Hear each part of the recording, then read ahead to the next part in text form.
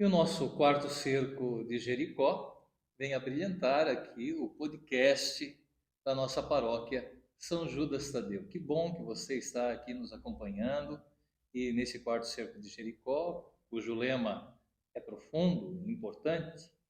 Vamos ter, com certeza, essa semana, né, uma reflexão muito bonita sobre ele. Chamados a se revestir do amor indiviso. E vem para o cerco de Jericó, que é que você vai entender o porquê desse tema tão bonito. E nós temos hoje a presença do padre Antônio Vander, que vem lá de Sara, do sul do estado, para celebrar com a gente o cerco de Jericó. E a gente quer acolher ele aqui no nosso Pode Entrar, o podcast da paróquia São Judas Tadeu, com muita alegria. Bem-vindo, Padre Antônio Vander. Que bom tê-lo aqui. A nossa paróquia se alegra com a sua presença. Obrigado. Obrigado, Padre Sérgio, e obrigado a você que está acompanhando o podcast, que vai escutar, que vai se sintonizar. É uma alegria para mim também poder vir de Sara até aqui. Primeiramente, conhecer esta paróquia a qual não conhecia. Segundo, reencontrar nosso querido amigo, o Padre Sérgio, ao qual nos cruzamos diariamente pelo tempo da formação no seminário. E, sobretudo, nesta noite, encontrar o povo de Deus, que é o povo santo, que não é nosso, que é de Deus, mas que nos foi confiado para pastorearmos, cuidarmos, zelarmos e com eles estabelecermos uma relação profunda de evangelização. As nossas relações com o povo de Deus não são outras senão as mesmas de Cristo. O mesmo sentimento do Cristo tem que ser o mesmo sentimento de um padre. Cuidar bem do povo, zelar pelo povo, que era aquilo que Cristo fazia. Então, por isso, me alegro, me sinto feliz e agradecido e honrado pelo convite de estar aqui junto com você, padre. Muito obrigado, padre. E nós temos aí uma história juntos, porque o padre Vander e eu estudamos juntos na época da Faculdade de Filosofia e de Teologia. Convivemos no seminário filosófico por dois anos, né? Juntos, e na cidade de Brusque. Então, já nos conhecemos aí de longa data, ainda quando seminaristas. Padre, é uma alegria tê-lo aqui, mas a gente quer te conhecer um pouquinho. De onde é que você vem, de qual diocese, onde é que você trabalha? Então, eu sou natural da cidade de Sombrio, 17 anos de padre, estou no quarto lugar de trabalho. Eu comecei em Lauro Miller, uma cidade pequenina, com 14 mil habitantes, 28 comunidades. Depois fui transferido para Sombrio, minha terra natal, o qual fui pároco por 2 anos, uma paróquia com 34 comunidades. Depois, então, de 2 anos nesta paróquia, fui transferido para Içara, era uma paróquia de 19 comunidades, e fiquei no centro da cidade, cuidando da paróquia, e simultaneamente, então, o interesse do bispo de transferir para Içara foi iniciar a construção do Santuário do Sagrado Coração Misericordioso de Jesus, que hoje para nós é o maior complexo que tem na Diocese de Criciúma, a qual eu faço parte, o santuário dedicado ao Sagrado Coração de Jesus. E também hoje estou, né, ecônomo da Diocese por 3 anos e meio, faltando 1 ano e meio aí para finalizar esse momento de economato. E, enfim, estou reitor do santuário, estou como ecônomo da Diocese e fazendo aquilo que é possível dentro daquilo que nos é pedido e sempre na obediência, sempre naquilo que é a vontade do nosso bispo, nosso superior, fazendo aquilo que nos compete com as forças que temos e com aquilo que é possível. Muito bem. Obrigado, padre. É sempre bom a gente conhecer, né, um pouquinho da história dos padres que têm vindo aqui e tantas outras pessoas, trazendo um pouquinho de si. É muito importante partilhar a vida. Cristo nos deu esse dom, né, de partilhar a nossa vida que está unida a Ele profundamente. Nós estamos no quarto cerco de Jericó da paróquia São Judas Tadeu. E esse ano, quando somos chamados a nos revestir do amor indiviso do Senhor, nós também queremos dizer que o cerco de Jericó sempre é uma oportunidade de nos aprofundar ainda mais na espiritualidade. Padre, o senhor realiza já o cerco de Jericó também lá na sua paróquia. Nós temos acompanhado, né, pelas redes sociais. São momentos muito bonitos e também muito criativos. E a nossa paróquia agradece, porque também, olhando um pouco aquilo que vocês fazem, nos inspirou desde o ano passado para fazer o nosso cerco de Jericó de uma maneira mais dinâmica, mais bonita. e a beleza que revela a grandeza de Deus, né? Deus se revela na beleza também da criação e na beleza da espiritualidade, né, da nossa igreja. O cerco de Jericó, a gente sabe, remonta, né, lá ao Antigo Testamento. O senhor podia trazer para nós um pouquinho dessa história, né, do cerco de Jericó, o porquê que nós temos essa dinâmica, né, aqui, principalmente na igreja no Brasil, né? Na verdade começou na Polônia, né? Isso. Começou na Polônia. O senhor podia falar um pouquinho para nós sobre isso? Então, remetendo-se a Josué no capítulo 7, né, quando o povo na caminhada pelo deserto tinha que passar pelas muralhas de Jericó para poder entrar e chegar, adentrar nessa terra prometida, essa terra onde corre leite e mel, esse povo foi submetido a duras provas e a duras provações. E justamente ali, quando chegaram em Jericó, aquela cidade toda murada, um muro largo, alto, grande, humanamente intransponível. Foi onde Deus deu a ordem para Josué e seus companheiros e disse, né? Marchai durante 7 dias, 7 noites, cada noite dei uma volta, e na última noite dei 7 voltas, e as muralhas vão cair, né? Vão cair, elas vão desabar. Vocês conseguirão adentrar na terra prometida, essa terra que Deus preparou para vocês. E se Deus preparou, isso é uma promessa de Deus, ele não falha. Por que Deus vai falhar naquilo que promete? Não tem. Ele não falha. Podemos nós falharmos, mas não ele. Então, nessa perspectiva, Josué entra, faz todo esse momento, esse movimento, esse mover as pessoas e chega à terra prometida. Mais tarde, então, começa essa história da Polônia, onde fortemente o comunismo, acentuadamente agressivo sobre a Polônia, e isso os poloneses lembram com muito carinho, com muito afeto. Em uma das viagens que eu fiz à Polônia, conversando com os guias turísticos, eles falavam dessa dor que foi o comunismo dentro da Polônia, desse sufoco que eles passaram e viveram. E o Papa, então, para poder entrar na Polônia, né, esse assalto de terços que fizeram para que ele pudesse adentrar, visitar o seu próprio país, chegar à sua própria terra, à sua própria pátria. E um dos comunistas, quando João Paulo II foi eleito, Karol Wojtyła foi eleito Papa, né, um dos comunistas dizia assim, graças a Deus, Wojtyła eleito Papa, agora ele para de interferir e incomodar na Polônia e vai para Roma. Assim não incomoda a nós, deixa-nos aqui. E por que Karol Wojtyła perdeu seus pais? Foi um sofrimento muito grande para ele. Só porque, ao contrário daquilo que eles pensavam, Karol Wojtyła, como Papa, assumiu muito mais e se revestiu muito mais de força do que aquilo que eles imaginavam, os poloneses comunistas. Ao ponto de depois ele querer entrar no país, ser cessado, não ser deixado, com esse assalto de terços que fizeram a Nossa Senhora, de repente, no último dia, vai essa notícia de que ele poderia entrar no país e visitar a sua própria terra natal como Papa, como chefe de Estado. Bom, a partir daí, né, Padre Sérgio, foi se desenvolvendo então essa mística em torno do cerco de Jericó. E eu acho que o importante do cerco de Jericó, em primeiro lugar, é o mover das pessoas.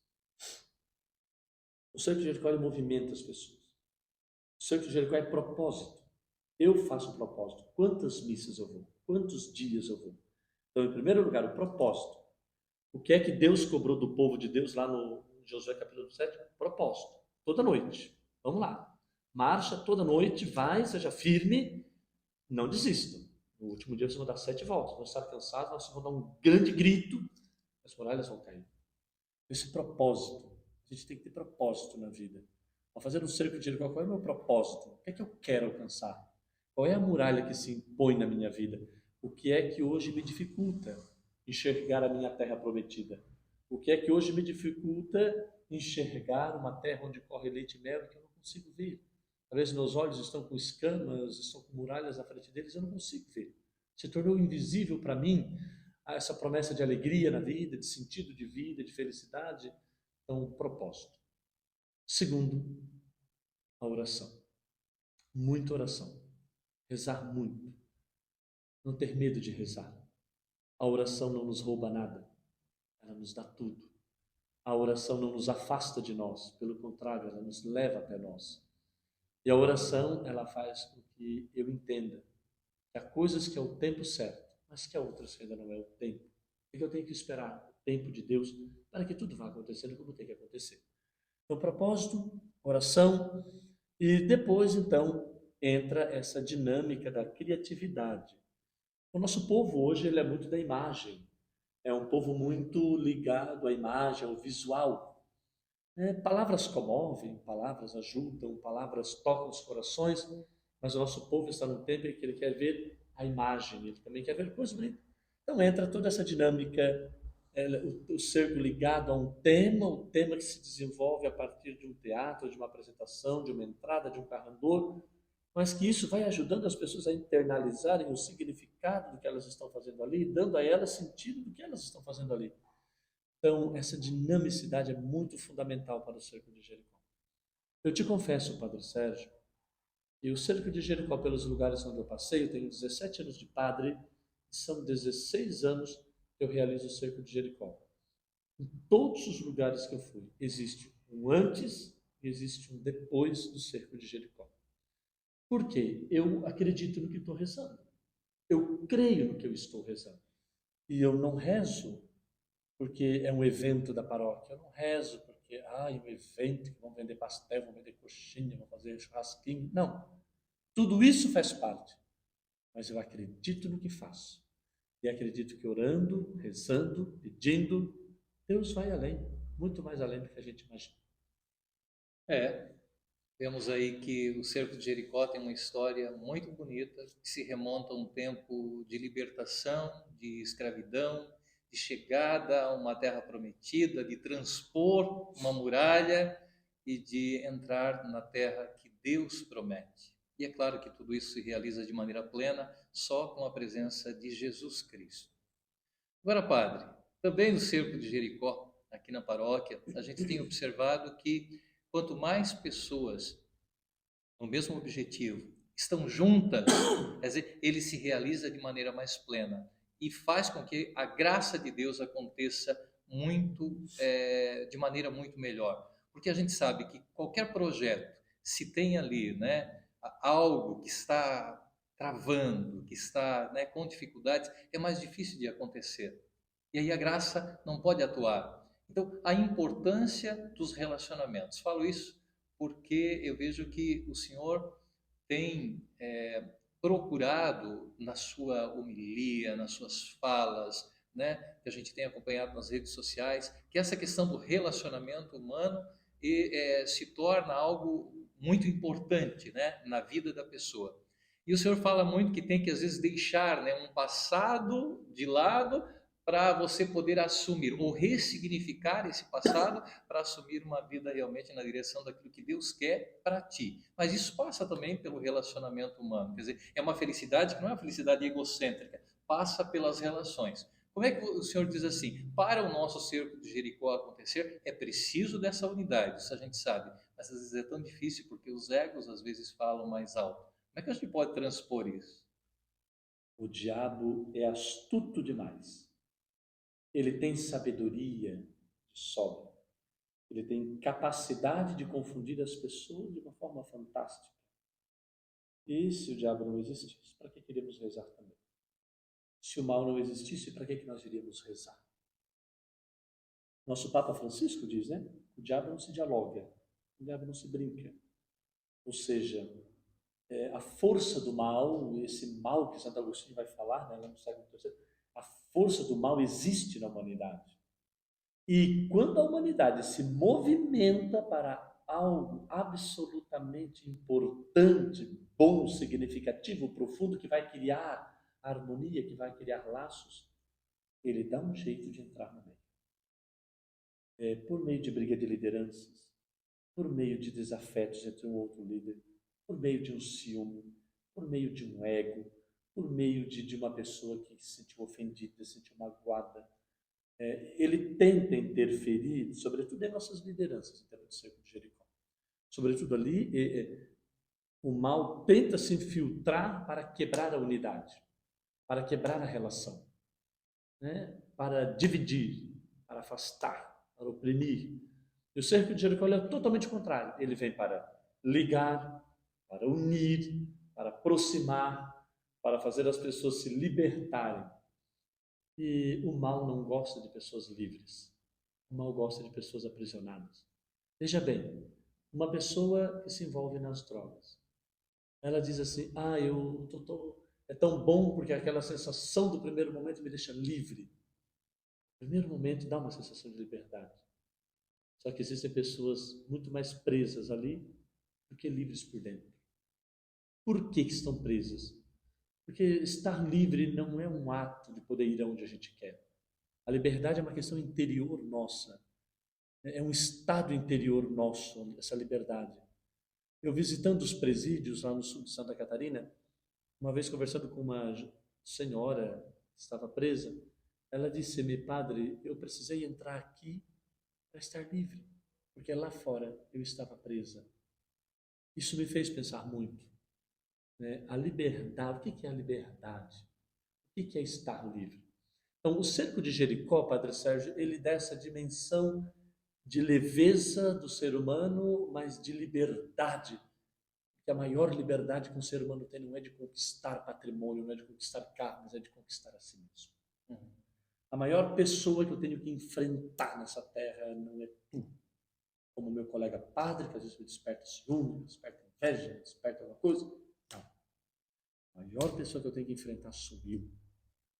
O maior embate que eu tenho que fazer nesta vida não é com os outros, é comigo mesmo. E o cerco de Jericó, ele vem para dizer só, joga, né, esta beleza que tu tens dentro de ti, que está trancada por alguma razão, está ali abafada por alguma razão, joga isso para fora. Tu tens muita coisa boa dentro de ti. Tu tens muita coisa maravilhosa dentro de ti. Mas tu tens que jogar para fora. Então o cerco de Jericó, ele vai unindo, vai agregando pessoas, vai trazendo pessoas. E no começo dá muita confusão. Não é fácil os primeiros dias unir tudo, organizar tudo, pensar em tudo. Mas depois do quarto, quinto dia, quando os corações começam a ser aquebrantados, padre, uma paróquia ela nunca mais volta a ser a mesma, porque as relações elas se estabelecem de um jeito diferente, não como disputa, não como concorrência, mas uma relação como cooperação, onde eu não sou melhor que tu não és melhor que eu, tu sabe umas coisas mais que eu sei outras que tu não sabe. E a gente, nesta linha, interage, formando a comunhão dentro da diversidade, para que a eclesialidade seja uma eclesialidade favorável, para que os outros olhem para nós e digam: vede como eles se amam, vede como na paróquia São Cristóvão aquele povo se ama. Que orgulho, que inveja daquele lugar, que vontade que eu tenho de ir lá, e vede como eles se amam. Bem, padre, agradecemos assim muito, porque realmente é interessante de ouvir, principalmente nessa dimensão. Acho que a primeira pessoa que pode realmente, às vezes, os trancar e tudo, está aqui, sou eu. E eu preciso estar livre. Livre, porque as situações adversas acontecem sempre na nossa vida, mas é preciso que você esteja livre para viver. Então é muito bonito ouvir isso. Muito obrigado também, e que a nossa paróquia possa então viver de maneira intensa esse nosso quarto cerco de Jericó, estar mais unida no final dele, unida em Cristo e unida também entre si, porque somos todos filhos do mesmo Pai, né? Esse Pai maravilhoso que Jesus nos apresentou. Padre, para finalizar, as pessoas que vêm no cerco de Jericó vêm com feridas, vêm também para buscar por si, mas também por tantas outras pessoas, principalmente em situações como saúde, né, que acaba pegando, depressão, câncer e tantas outras doenças que estão assolando, né, a nossa sociedade, né, nesse momento, doenças psicológicas principalmente. E, e hoje, né, eu gostaria sim de ouvir de ti, né? Essas pessoas que vêm ao cerco de Jericó, que vêm com uma intenção, que vêm para trabalhar, com certeza são atendidas e saem diferentes de alguma maneira. Eu sei que já aconteceram muitas graças, às vezes até alguns milagres aqui, de curas realmente de câncer, de pessoas que, olha, conseguimos superar. Essa semana só eu ouvi uma cura de câncer de uma menina que estava com coqueluche no ano passado também, uma criança. Eu fui visitá-la, padre, e ela tinha não sei, uns 30 dias de vida, e a tosse, ela tossia como uma criança, um adulto. Eu pensei que era um adulto que estava tossindo, e era uma criança, coqueluche. E a criança conseguiu superar. E também uma outra pessoa veio com enfisema pulmonar. Sabe o que é isso? Enfisema pulmonar precisa utilizar aquele cilindro sempre. A pessoa só usa bombinha. Então, quer dizer, é pela fé. Algo acontece de extraordinário. Então, esse aspecto do cerco de Jericó também é importante ser refletido. Padre, falaste em uma coisa que mexe muito comigo. Você dizia, muitas pessoas que vêm ao cerco de Jericó são pessoas feridas. E é você que me acompanha, eu também sou um pastor ferido. Sou um padre ferido. Ferido pela minha humanidade, ferido pelas dores que carrego da minha vida, ferido pelos traumas que já vivi, ferido pelos vazios que a minha vida deixou. Eu também sou ferido. Por isso que eu remonto àquela fala que disse, eu acredito naquilo que faço. E se o cerco de Jericó em algum momento não estivesse ajudado na minha vida como padre, não estivesse ajudado na minha vida como pessoa, talvez eu viria isso como insignificante. E eu não tenho dúvida. Eu não tenho dúvida. O milagre quem faz não é eu, não é o Padre Sérgio, não é o outro padre. O milagre quem faz é Deus. Deus é quem faz o milagre. E Deus quer fazer o milagre. Deus tem milagres para dar. Deus tem milagres para dar e não cobra nada. Mas Ele quer, em primeiro lugar, que você queira. Ele quer que você, na sua liberdade, diga, eu te quero, eu te preciso, eu preciso te encontrar para mudar a minha vida. Então, primeiro, Deus quer ouvir de nós este apelo. Eu quero, eu preciso. E o resto Deus faz. Seja cura de doenças, seja curas psicológicas, sejam curas físicas, sejam curas de dores emocionais, curas de dores psíquicas, curas químicas. Deus é capaz. Porque Deus vai onde eu não alcanço, Deus chega onde eu não chego, Deus faz o que eu não consigo fazer. E até mesmo porque quem converte as pessoas não é o padre, não é o Padre Sérgio, quem converte as pessoas é Deus. Deus coloca o sacerdócio no mundo apenas como um instrumento para aproximar as pessoas, mas quem faz tudo é Deus. A gente é apenas esse caminho. Então, padre, se eu posso dar um conselho a quem acompanha esse podcast, por favor, se você sabe que você tem um cerco de Jericó na sua cidade, no seu bairro, por favor, deixe a roupa de cama para lavar no domingo. Deixa a roupa do velho, da velha, para lavar no domingo, na segunda-feira. Te joga. Não deixa a graça passar. Não deixa a graça ir embora e você perder a oportunidade. Não é assim? Quando o trem vem, ele tem a parada dele, tem a hora dele. Se você está ali, você embarca e vai. Se não está, não vai. E o tempo de Deus não é o nosso tempo, mas se eu sou astuto, se eu sou tão ligado como as serpentes, dizia o Evangelho semana passada, né? Seja astuto como as serpentes, eu vou saber estar no lugar certo, para a hora que ele passar, eu não perder a oportunidade. Deus quer, não sei se tu quer. É o nosso quarto cerco de Jericó, e com a presença do padre Antônio Vander, lá da Diocese de Criciúma, do Santuário do Sagrado Coração Misericordioso de Jesus. É um santuário que vale a pena a gente ir lá para visitar. Eu estou devendo essa visita para o meu amigo Padre Vander. Preciso ir até lá. Mas você, no quarto cerco de Jericó, venha fazer a experiência. Aproveite esse tempo de graça. E certamente, no sábado, quando as muralhas realmente caem, serão um grande símbolo da vitória de Cristo, de Deus, na sua vida. Vem fazer a experiência, nós estamos esperando. Lembrando que sim, as graças de Deus acontecem na nossa vida, mas nós somos convidados a doar sim o nosso tempo, a vir ao encontro, mas também a doar 1 quilo de alimento. Fique atento, porque todos os dias a gente está recebendo alimentos, nós queremos 5.000 quilos de alimento até o sábado. Então traga também a sua parte para que a gente possa doar às pessoas carentes. Temos também em Jaraguá do Sul pessoas carentes aqui que vêm nas nossas pastorais sociais, a gente precisa da ajuda. Então, as graças de Deus serão abundantes na nossa vida e também a gente tem a oportunidade de exercer um pouquinho da nossa caridade com os mais necessitados. Muito obrigado a você que acompanhou o nosso podcast da paróquia São Judas Tadeu. Pode entrar você também, participa sempre com a gente, porque a sua audiência, você que está aí ligadinho, nos acompanhando, sempre é muito importante. Queremos agradecer de modo particular a PASCOM da paróquia São Judas Tadeu, que não mede esforços para que o nosso podcast aconteça aí, e de vez em quando a gente tem aí um episódio, né? O último foi do bispo e agora foi contigo, viu? Que bacana, muito bom. Padre, muito obrigado pela sua presença. Volte sempre à nossa paróquia. Espero logo ir te visitar também lá em Sara. Obrigado a você que nos acompanha e minha gratidão. Por alguma razão, Deus nos colocou aqui. Por alguma razão, Ele vai nos unir. E por alguma razão, a gente um dia vai ter que partir. Agradeço, Padre Sérgio, de coração. Obrigado por tudo.